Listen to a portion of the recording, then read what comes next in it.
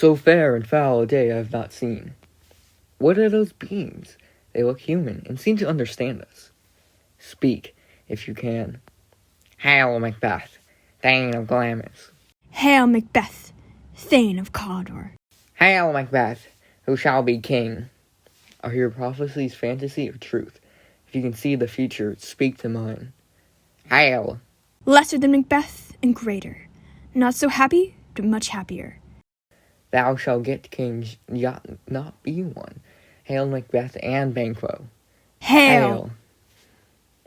I know I am Glamis, but how am I Cawdor? He is still alive and well. And be king as well? I can only imagine. If you can tell the future, speak more. Where did they go? Into the air, it seems. Were such things here as we do speak about? Or have we eaten on the insane root that takes the reason prisoner? Your children shall be kings. You shall be king. And Thane of Cawdor too. Went it not so? I wonder. Who's there? The king was happy with their bravery and courage you showed at the battle. He's very proud. We are sent to give his thanks. He honors you as Thane of Cawdor. What? Can the devil speak true? The Thane of Cawdor lives. Why do you dress me in borrowed robes? He used to live, but because of his treacherous deeds, he was killed. Glamis and Cawdor, the greatest is behind. Thanks for your news. This supernatural soliciting cannot be ill, cannot be good. If ill, why hath it given me earnest of success commencing in the truth? I am Thane of Cawdor.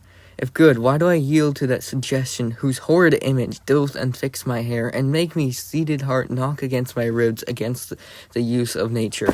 Present fears are less than horrible imaginings. My thought, whose murder is yet but fantastical, shakes so my single state of men that function is smothered in surmise, and nothing is but what is not.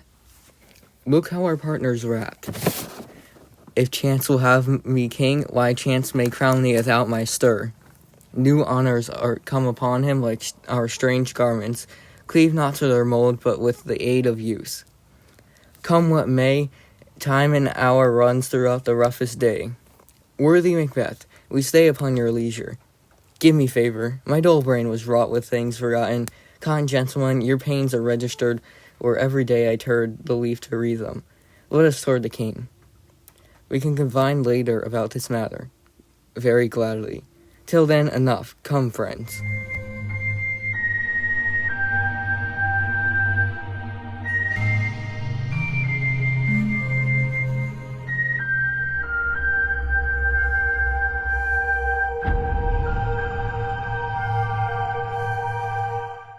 That which hath made me drunk hath made me bold. What hath quenched them hath given me fire. Hark! Peace! It was the owl that shrieked, the fatal bellman, which gives the sternest good night. He is about it. The doors are open, and the surfeited grooms do mock their charge of snores. I have drugged their possets, that death and nature do contend them, whether they live or die. Who's there? What ho? Alack, I'm afraid they have awakened, and 'tis not done. The attempt and not the deed confounds us. Hark!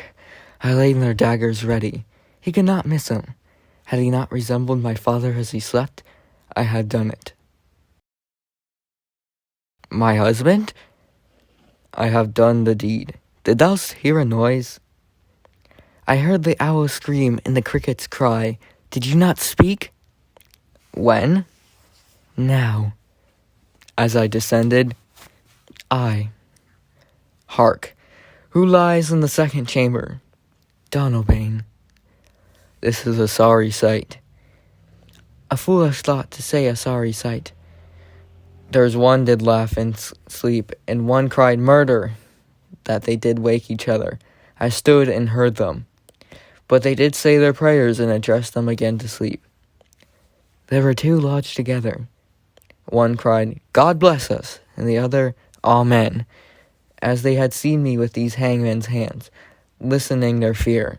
I could not say Amen when they did say God bless us. Consider it not so deeply. But wherefore could I not pronounce Amen? I had most need of blessing, and Amen stuck in my throat. These deeds must not be thought after all these ways, so it will make us mad. Methought I heard a voice cry, "Sleep no more!" Macbeth does murder sleep. The innocent sleep, sleep that knits up the raveled sleeve of care, the death of each day's life, sore labor's bath, balm of hurt minds, great nature's second course, chief nourisher in life's feast. What do you mean? Still it cried, "Sleep no more!" to all the house. Glamis hath murdered sleep, and therefore Cawdor shall sleep no more.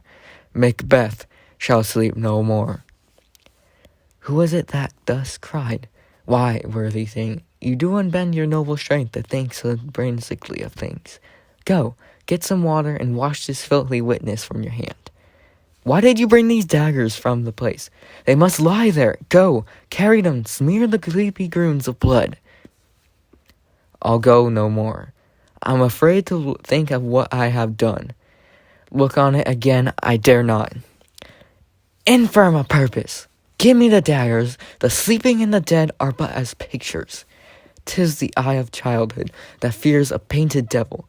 If he do bleed, I'll gild the faces of the grooms withal, for it must seem no guilt. Whence is that knocking? How is it with me when every noise appalls me? What hands are here? Ha! They poke out mine eyes.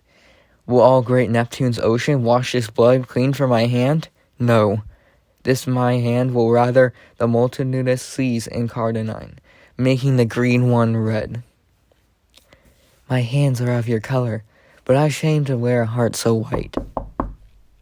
I hear knocking at the south entry. Retire we to our chamber. A little water clears us of this deed. How easy is it then? Your constancy hath left you unattended. Hark! More knocking. Get on your nightgown, lest the occasion call us, and show us to be watchers.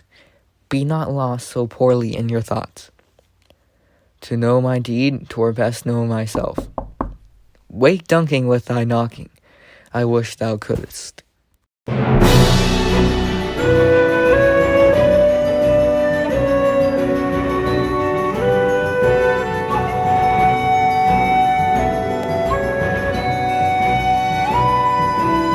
out all our banners on the outward walls. The cry is still, they come. Our castle's strength will lie siege to scorn. Here, let them lie till famine and ague eat them up. Were they not forced with those that should be ours, we might have met them dareful, beard to beard, and beat them backward home. What is that noise? It is the cry of a woman, my good lord. I have almost forgot the taste of fears. The time has been my senses would have cooled to hear a night shriek, and my fellow of hair would at a dismal treatise rouse and stir as life were in it. I have supped full with horrors, direness, familiar to my slutherous thoughts, cannot one start me. Wherefore was that cry? The queen, my lord, is dead. She should have died hereafter. There would have been a time for such a word. Tomorrow, and tomorrow, and tomorrow, creeps in this petty pace from day to day. To the last syllable of recorded time, and all our yesterdays have lighted fools the way to dusty death. Out, out, breathed Candle. Life's but a walking shadow, a poor player that struts and frets his hour upon the stage, and then is heard no more. It is a tale told by an idiot, full of sound and fury, signifying nothing. Thou comest to use thy tongue, thy story quickly. Gracious, my lord, I should report that which I say I saw, but I know not how to do it. Well, say, sir. As I did stand upon the hill, I looked toward Burnham, and anon methought the wood began to move. Liar and slave! Let me endure your wrath, if it not be so. Within this 3 mile you may see it coming, I say, a moving grove. If thou speak false, upon the next tree shalt thou hang alive, till famine cling thee. If thy speech be sooth, I care not if thou dost for me as much. I pull in resolution and begin to doubt the evocation of the find that lies like truth. Fear not till Burnham Wood do come to Dunsinane, and now a wood comes toward Dunsinane, arm and out, if this is what he avoches does appear, there is no flying, hence no tarrying here. I gan to be wary of the sun, and wish the state of the world were now undone. Ring the alarm bell, blow wind, come rack, at least we'll die with the harness on our back.